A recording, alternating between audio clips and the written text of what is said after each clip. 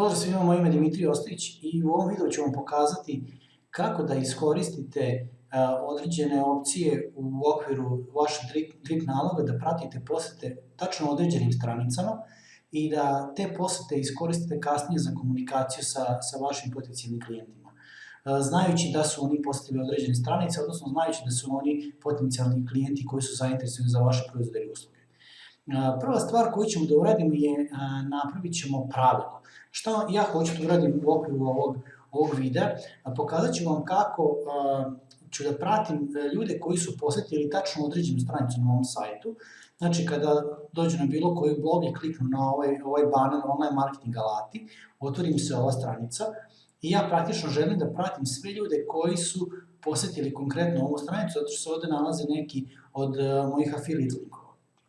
I znam da su to recimo ljudi koji su zainteresovani za određene alate, korišćenje određenih alata kako bi unapredili svoj biznis. Prva stvar koju ću da uradim je da napravim jedno pravilo, znači idemo na automatizacija, pa pravila. I napravit ćemo pravilo tako što ćemo definisati da li je neko posetio tačno određenu stranicu. Znači idemo New Basic Rule, damo ime ovde pravilu, nazvat ćemo ga posetili stranicu marketing alati i definisat ćemo ako posetio stranicu i ono šta ćemo mu dati, znači posetio stranicu, kopiramo URL te stranice,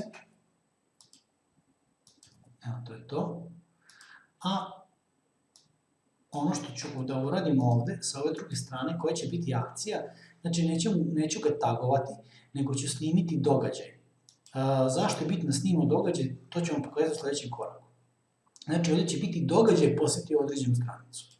Znači, ovde ćemo, taj događaj će se zvati posetili stranicu marketing alati. Bitno je da ovo kopirate, ovaj celokupan naziv. Znači, snimimo, stavimo ga da ga aktiviramo i snimimo pravilo. Sada kad se vratimo na sva pravila, vidjet ćemo da je to pravilo posetili stranicu marketing alati aktivirano i da ono znači da kogod poseti ovu stranicu, da ćemo praktično beležiti određena akcija koju smo sad malo predefinisali. Sad sledeći korak koji je nama bitan je da zašto smo upravo stavili ovde u okviru ove akcije da snimamo događaj. Zato što događaj kao opciju na Dripu možemo da koristimo za dodavanje vrednosti svakom subscriberu ukoliko ocenjujemo koliko je određeni subscriber vredan nama kao potencijalni klijent. I to se sve radi ovde na ovom lead, znači kod ove opcije lead, i vi preko ove opcije možete, kada je uključite, znači ona se može da koristi za besplatni korisnik i za plaćeni korisnik identično. Kada uključite ovu opciju, vi onda možete da dodajete određene bodove svakom subscriberu na osnovu njegovog angažovanja sa vašim e-mailom ili sa nekim stranicama. Tako da ukoliko postojite neke specijalne stranice na vašem sajtu, vi možete da dodate, recimo kao što je ovde, su dati neki primeri, ukoliko posjetite stranicu sa cenama, daj 5 poena svakom subscriberu. Ovo što je bitno samo ovo da može da prati ove stranice, mora postojati onaj kod JavaScript na vašem sajtu, odnosno na svakoj stranici, da bi jednostavno Drip mogao da mečuje tu posetu tog posetioca sa samim svojim sistemom. Ovaj deo je interesantan zato što vi možete da dodate poene ljudima koji su otvorili vaš e-mail i koji su kliknuli na vaš e-mail. Kao što vidite ovde kod mene je stavljeno jedan bod za svako ko otvori e-mail, 3 boda za svako ko klikne u samom mailu na neki link. I ovde je ona bitna strana custom events. Znači, ukoliko ste vi definisali određene događaje, vi njima možete dodati određeni broj bodova koji će svaki vaš subscriber da dobije, znači da raste taj broj bodova ili da se smanjuje u krajnjoj liniji ako je neka stranica koja treba da smanji broj bodova. Ja sam ovde već imam podešeno da ukoliko neko poseti moju stranicu zahtev za ponudu, a to je, sad ću vam pokazati koja je stranica, ako neko poseti stranicu zahtev za ponudu, on automatski dobija 5 bodova. To je ova stranica. Da ja vidim, recimo, on je konkretno zainteresovan za određenu ponudu. Sad, ono što ja recimo mogu ovdje da promenim, da recimo da stavim da, pošto mi to najbitnija stranica na sajtu što se tiče novih klijenta, ja mogu staviti da ta osoba dobije 10 bodova, a ukoliko neko uradi posjeti stranicu marketing alati, znači ono što smo u prethodnom koraku napisali kako će se tačno zvati, ta osoba će dobiti 5 bodova u svom lead scoringu.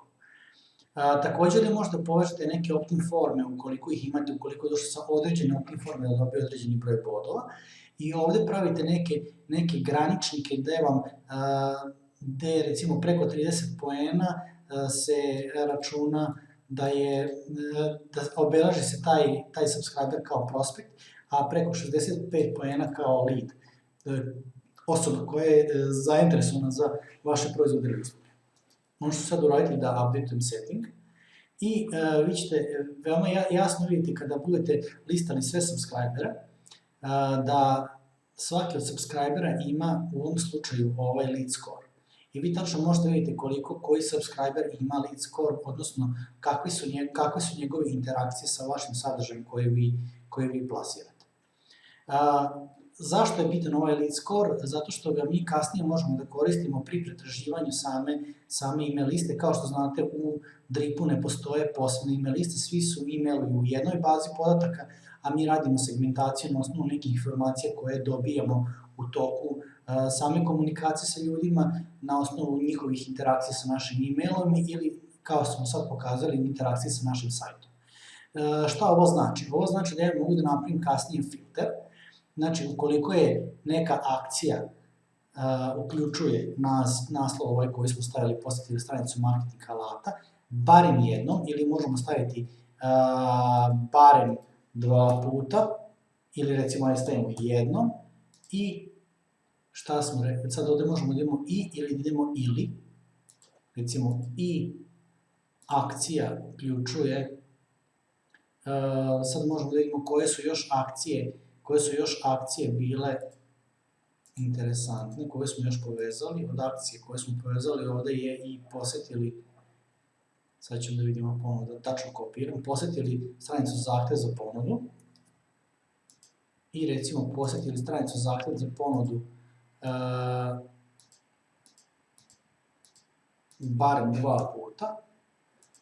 Mogu da refreshujem, sad trenutno ih neće biti, ali ako dođe u slučaju neki od subscribera koji je posjetio jednu i drugu stranicu s tim što je zahtev za ponudu posjetio barem 2 puta, ja ću dobiti ovdje listu svih tih subscribera i sa njima mogu da komuniciram malo drugačije, da im dajem neku konkretniju informaciju. Da li ste probali neki od alata, evo neke informacije koje vam mogu biti interesantne. Jednostavno na osnovu toga dobijam detaljniji uvid u to ko su osobe. Ja ovdje recimo mogu tamo još da kažem i ukoliko im je